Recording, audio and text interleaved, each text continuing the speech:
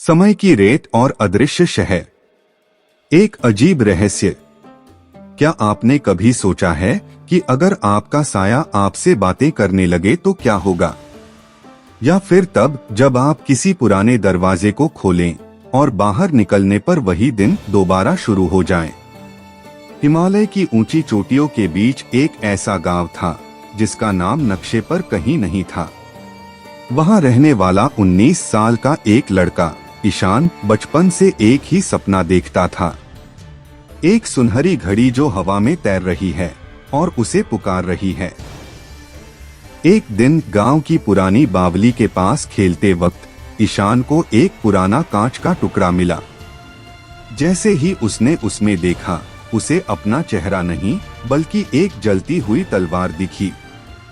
अचानक बावली का पानी थम गया और नीचे की तरफ जाने वाला एक गुप्त रास्ता खुल गया। ईशान का दिल जोर से धड़क रहा था, पर उसकी जिज्ञासा उसे नीचे खींच ले गई। कांच का शहर। ईशान नीचे उतरा तो उसकी आंखें फटी की फटी रह गईं। वह किसी जंगल में नहीं बल्कि एक ऐसे शहर में था जहां सब कुछ कांच का बना था। पेड़, मकान और यहां तक कि लोग भी। लेकिन वहां एक अजीब बात थी।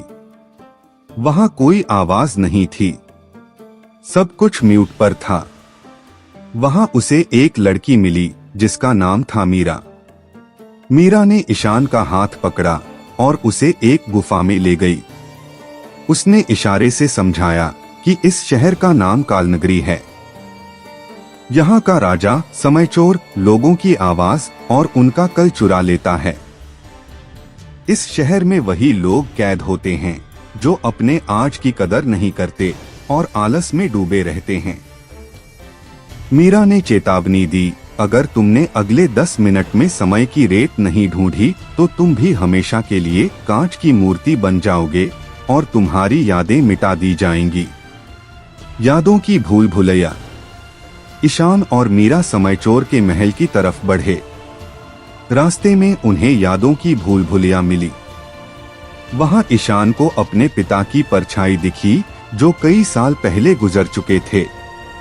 वे उसे पुकार रहे थे, ईशान रुक जाओ, मेरे पास आओ। ईशान भावुक हो गया और उनकी तरफ भागने लगा। तभी उसे मीरा की बात याद आई। उसने अपनी आंखें बंद की और जोर से चिल्लाया, बीता हुआ कल वापस नहीं आता, मेरा आज ही मेरी असली ताकत है। जैसे ही उसने यह कहा, वह भ्रम टूट गया और सामने समयचोर खड़ा था। एक ऐसा साया जिसका कोई चेहरा नहीं था। समयचोर ने अपनी गूंजती आवाज में कहा, मैं तुम्हें तुम्हारे बचपन में वापस भेज सकता हूँ जहाँ सब खुश थे। बस मुझे अपना आने वाला कल दे दो। ईशान एक पल के लिए डगमगाया, पर उसने देखा कि मीरा का शरीर धीरे धीरे कांच में बदल रहा है। असली जादू। ईशान समझ गया कि समयचोर कोई राक्षस नहीं बल्कि उसके अंदर का डर और पछतावा है।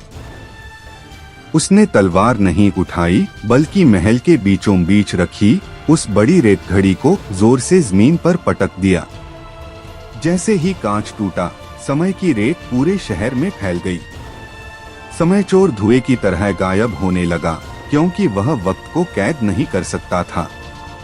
अचानक पूरा शहर चमकने लगा और मीरा मुस्कुराते हुए गायब हो गई। मरते मरते उसने कहा, ईशान, मैं कोई लड़की नहीं, मैं तुम्हारी अपनी उम्मीद थी। एक नई शुरुआत। ईशान की आंख खुली। वह उसी पुरानी बावली के पास लेटा था। सूरज ढल रहा था, लेकिन वह दिन वैसा नहीं था जैसा उसने शुरू किया था। उसकी जेब में एक छोटा सा सुनहरी रेत का दाना बचा था।